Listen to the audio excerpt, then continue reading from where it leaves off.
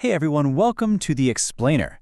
Today we are unpacking the absolutely wild 20-plus year journey of the world's most dominant mobile operating system. Yep, we're talking about Android. Okay, let's dive into this. Because, it's almost impossible to imagine our modern world without Android, right? But did you know it didn't even start as a phone operating system? Not at all. So how exactly did a failed digital camera project pivot so hard that it ended up swallowing over 70% of the global smartphone market? To figure out this incredible underdog story, we'll be walking through our agenda today.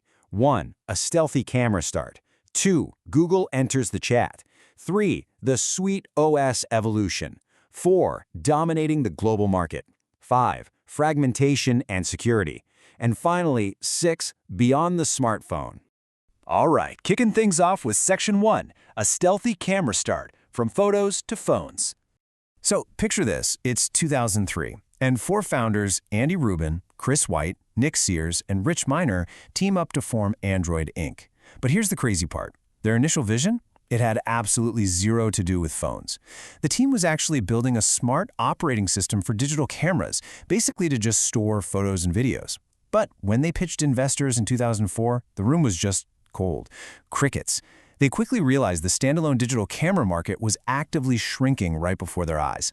Founder Andy Rubin actually admitted later on, "We aimed to make a camera OS." But hey, seeing the writing on the wall, they executed this massive make-or-break pivot in 2004 straight toward the rapidly growing smartphone sector. And their big, disruptive idea? Well, to compete with established heavyweights of the time like Symbian, BlackBerry, and Windows Mobile, Android just wouldn't charge for its software. Instead, it would be an entirely free platform designed to host other services, apps, and games. A total game changer. Which brings us to Section 2. Google enters the chat, the Open Handset Alliance.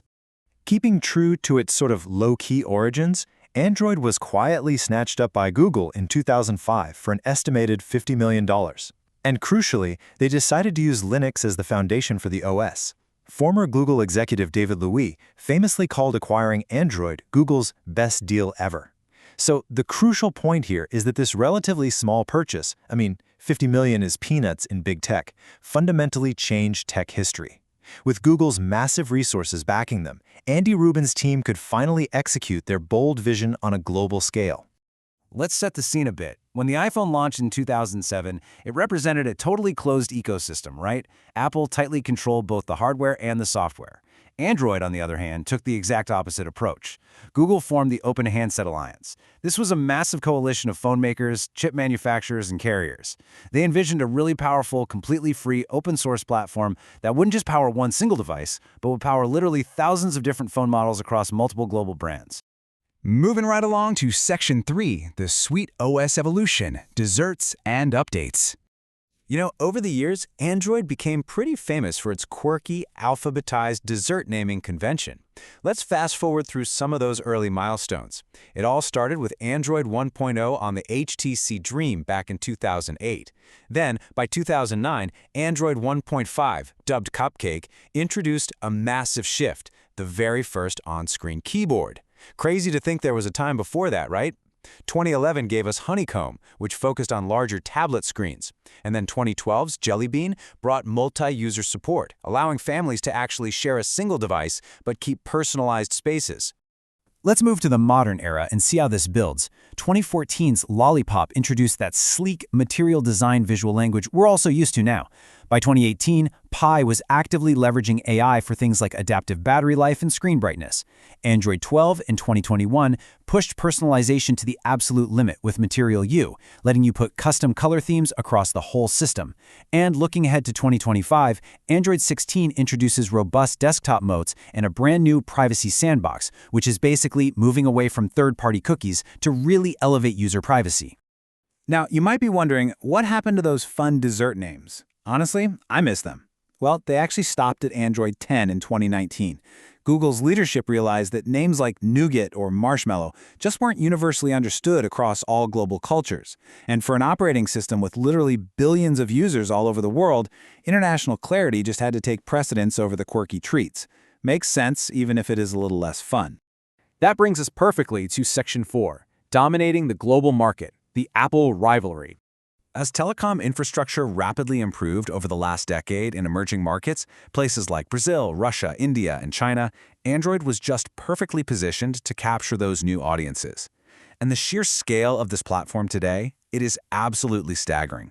We're talking over 3.5 billion active Android devices globally right now. 3.5 billion. To put that into perspective, that equates to roughly a 70% worldwide market share. And this brilliantly illustrates the core dynamic of the smartphone industry. On one side, you have Apple's iOS. It's a premium, highly uniform, closed ecosystem that is incredibly polished, but, it often comes at a much higher price point. On the flip side, Android offers an open, highly flexible, and budget-friendly alternative. Because it doesn't tie down to just a single hardware manufacturer, Android provides devices at virtually every price tier you can imagine. This makes the internet profoundly accessible to emerging markets, where a top-tier premium phone just simply isn't an option for most people. But of course, no system is perfect. Let's look at Section 5, Fragmentation and Security Flaws, the dark side of open source. As our source material points out, the very open source model that fueled Android's massive global growth is undeniably a double-edged sword. Because thousands of different hardware manufacturers use Android, we end up seeing some pretty severe version fragmentation. Unlike Apple, where an iOS update goes directly from them to the user, an Android update often has to bounce through the phone manufacturer and then the carrier before you ever actually see it on your phone. This delayed rollout means tons of users are stuck on older operating systems, which historically led to higher malware vulnerabilities. Case in point, in 2012, over 32.8 million devices were infected. It's a classic trade-off, really. You get maximum hardware flexibility and affordability, but you kind of sacrifice unified, instant security updates across the board. Okay, final stretch. Section 6, Beyond the Smartphone, the Future Ecosystem. Over the last decade, Google aggressively expanded to create a truly sprawling ecosystem. Now, what's really interesting about this setup is how seamlessly the OS connects our daily lives across different categories. With Wear OS, Android is right there on our wrists, tracking health and pings and notifications. With Android Auto, it powers our in-car navigation and hands-free control. And then, with Android TV and smart home integration, it's managing our streaming smart displays and living room IoT devices. It's really becoming this complete, invisible blanket of connectivity. And if we look at what is currently in beta testing for Android 17, this ecosystem is getting even tighter.